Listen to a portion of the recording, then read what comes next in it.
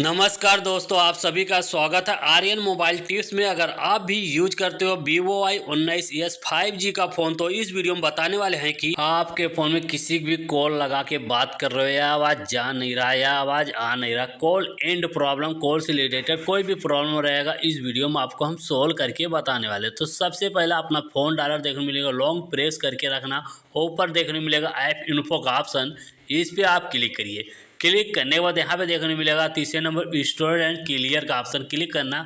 Left side पे clear storage का option है, इसी वाले ऑप्शन पे क्लिक करना। डिलीट का ऑप्शन मिलता है, डिलीट पे क्लिक करके बैक आ जाना। आप किसी भी कॉल लगा के बात करिए, आवाज़ जाएगा भी आवाज़ आएगा भी, कॉल से रिलेटेड जो भी प्रॉब्लम रहेगा 100% सोल्व हो जाएगा।